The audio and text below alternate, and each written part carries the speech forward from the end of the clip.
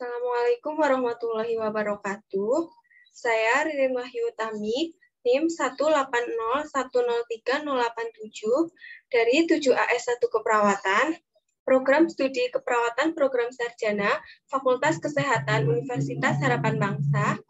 Di sini saya akan mempresentasikan proposal hasil skripsi saya dengan judul Kebutuhan Spiritual pada Pasien Kanker dalam Menjalani Kemoterapi di Rumah Sakit Umum Deddy Keluarga.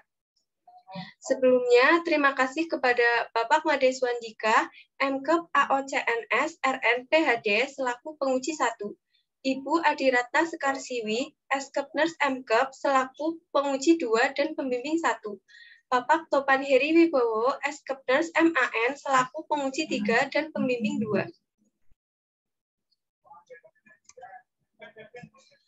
Yang pertama, latar belakang. WHO tahun 2019 menyatakan bahwa kanker merupakan penyebab kematian pertama atau kedua sebelum usia 70 tahun di 112 negara dari 183 negara dan penyebab kematian ketiga atau keempat di 23 negara. Data Global Burden of Cancer yang dipublikasikan oleh WHO menunjukkan bahwa per tahun 2018, jumlah kasus dan kematian akibat kanker sampai 18,1 juta dan 9,6 juta kematian pada 2018 akan terus meningkat menjadi lebih dari 13,1 juta pada tahun 2030. Menurut riset kesehatan dasar tahun 2013 dan 2018, prevalensi kanker di Indonesia meningkat dari 1,4% menjadi 1,49%. Dari hasil prasurvei yang dilakukan di Rumah Sakit Umum Deddy Keluarga Purwokerto, mendapatkan hasil pasien yang menjalani kemoterapi pada bulan Agustus sebanyak 550 pasien. Pada bulan September mengalami peningkatan sebanyak 562 pasien, lalu pada bulan Oktober mengalami peningkatan sebanyak 591 pasien. Kemoterapi adalah pengobatan yang dilakukan dengan menggunakan obat sitotastik yang disuntikan melalui intravena atau melalui oral ke dalam tubuh. Efek samping dilakukannya kemoterapi berdampak pada penurunan status pasien kanker tahap akhir. Kanker mempunyai tantangan tersendiri bagi penderitanya, karena kanker dapat mengaruhi fisik, psikologis, sosial, ekonomi, dan spiritual. Penyakit kanker dapat menyebabkan kurangnya kebutuhan spiritual dan memengaruhi aspek kehidupan. Kebutuhan spiritual pasien di ruang perawatan apabila tidak terpenuhi dapat terjadi distres spiritual yang mengakibatkan pasien putus asa. Hasil penelitian yang dilakukan oleh Ratnawati 2019 dengan judul Spiritual Well-Being Pasien Kanker yang menjalani kemoterapi di RSUD Keraton Pekalongan menunjukkan bahwa sebagian pasien memiliki tingkat spiritual well-being sedang sebanyak 56,4% dan tinggi sebanyak 43,6%. Berdasarkan latar belakang di atas, maka rumusan masalah dari penelitian ini adalah bagaimana kebutuhan spiritual pada pasien kanker dalam menjalani kemoterapi di Rumah Sakit Umum Deddy Keluarga. Lalu untuk tujuan penelitian, yang pertama tujuan umum, yaitu mengetahui kebutuhan spiritual pada pasien kanker dalam menjalani kemoterapi di Rumah Sakit Umum Deddy Keluarga. Lalu untuk tujuan khusus, yang pertama, mengidentifikasi gambaran karakteristik demografi pada pasien kanker dalam menjalani kemoterapi di Rumah Sakit Umum Deddy Keluarga berdasarkan usia, jenis kelamin, pendidikan, pekerjaan, jenis kanker, lama menjalani kemoterapi, dan keturunan. Yang kedua, mengidentifikasi kebutuhan spiritual pada pasien kanker dalam menjalani kemoterapi di Rumah Sakit Umum Deddy Keluarga. Lalu, untuk manfaat penelitian, yang pertama manfaat teoritis. Hasil penelitian ini diharapkan dapat menambah pengetahuan dan wawasan di bidang ilmu kesehatan, khususnya bidang keperawatan paliatif terkait kebutuhan spiritual pada pasien kanker. Lalu, untuk manfaat praktis, yang pertama bagi peneliti, bagi responden, bagi institusi pendidikan, dan bagi rumah sakit. Lalu, keaslian penelitian, di sini saya mengambil 2 jurnal dari 6 jurnal. Yang pertama, jurnal dari Fevi Eka Wahyuningsih tahun 2019 dengan judul Spiritual Well-Being of Breast Cancer Patient Undergoing Chemotherapy Through Mindfulness Based Spiritual. Dengan metode pilot study, berbasis spiritual pada 12 responden dengan pendekatan pretest dan posttest tanpa kelompok kontrol. Pengambilan sampel menggunakan teknik purposive sampling dengan instrumen spiritual well-being scale terdiri dari 20 pertanyaan. Dengan hasil, rata-rata skor spiritual well-being sebelum diberikan mindfulness berbasis spiritual rendah pada 8 responden dan sedang pada 4 responden. Lalu setelah dilakukan mindfulness berbasis spiritual, tingkat spiritual sedang 6 responden, tinggi 6 responden. Persamaan pada penelitian saya, responden pasien kanker yang menjalani kemoterapi, perbedaannya dengan metode penelitian, instrumen, jumlah responden, tempat penelitian, dan tahun penelitian. Yang kedua, jurnal dari Helga Martin et al. Tahun 2020 dengan judul Spiritual Well-being in Cancer, Pasien Undergoing Chemotherapy in an Outpatient Setting. Dengan metode studi kuantitatif, cross-sectional, dan deskriptif. Menggunakan alat ukur SWPQ dengan menggunakan 20 item. Hasilnya rata-rata skor SWPQ adalah 65,91. Kemudian persamaan pada penelitian saya, yaitu responden dengan penyakit kanker yang menjalani kemoterapi dan metode penelitian. Untuk perbedaannya, yaitu instrumen penelitian, jumlah responden, tempat penelitian, dan tahun penelitian. Lalu untuk kerangka teori. Yang pertama, kanker.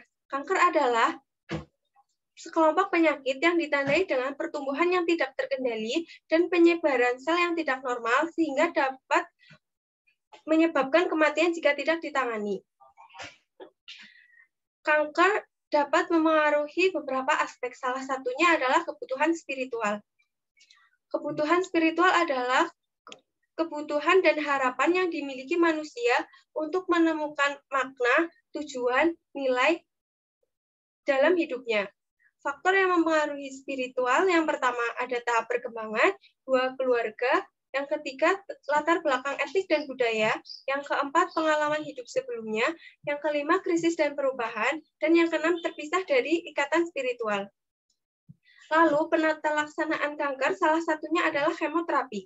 Kemoterapi adalah pengobatan yang digunakan untuk mencegah sel kanker tumbuh dan menyebar dengan menghancurkan sel-selnya dalam berkembang biak dengan cara memasukkan obat melalui suntikan atau infus. Untuk jenis-jenis kemoterapi, yang pertama kemoterapi primer, kemoterapi adjuvan, dan kemoterapi neoadjuvan. Lalu untuk efek samping kemoterapi secara fisik, yang pertama kerontokan rambut, mual dan muntah, mulut kering, sariawan, sakit tenggorokan, diare, alergi, masalah kulit, konstipasi, pansitopenia, efek pada organ seksual, saraf dan otot, dan kelelahan. Efek samping secara psikologis yang pertama ketidakberdayaan, kecemasan, rasa malu, harga diri rendah, stres, dan depresi. Lalu untuk kerangka konsep, faktor yang memengaruhi spiritual yang akan diteliti yang pertama tahap perkembangan atau usia, yang kedua keluarga atau keturunan, yang ketiga krisis dan perubahan. Untuk faktor yang memengaruhi spiritual yang tidak diteliti ada latar belakang etnik dan budaya, pengalaman hidup sebelumnya, dan terpisah dari ikatan spiritual. Lalu kebutuhan spiritual. Untuk metode penelitian ini menggunakan jenis penelitian kuantitatif dengan metode desain penelitian deskriptif dengan pendekatan cross-seksional.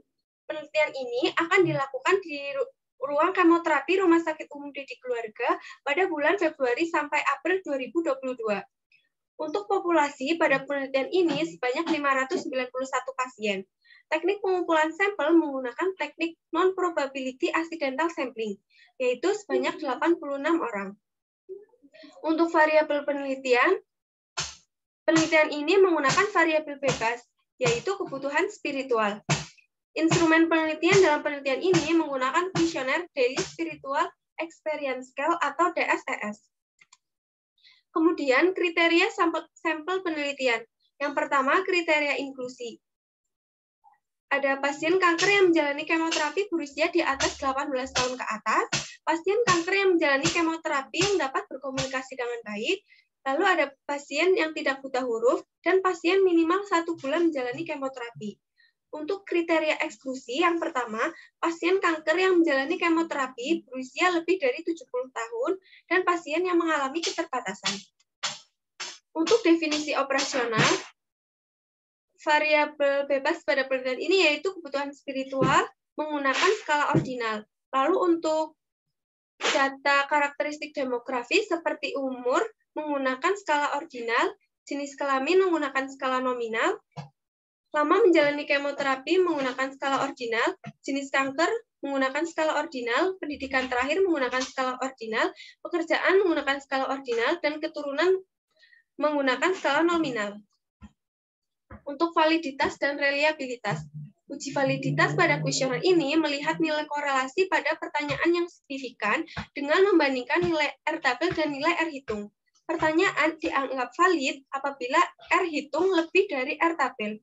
Underwood dan Teresi memvalidasi instrumen DSES pada tahun 2002 menghasilkan nilai R tabel 0,2104 dan nilai R hitung adalah 0,36 sampai 0,83 dan instrumen DSES dianggap valid. Untuk reliabilitasnya, uji reliabilitas dilakukan di instrumen DSES dengan hasil alfa sebesar 0,95. Instrumen ini telah diterjemahkan bahasa Indonesia yang menghasilkan fallback alfa 0,79. Lalu jenis dan teknik pengumpulan data.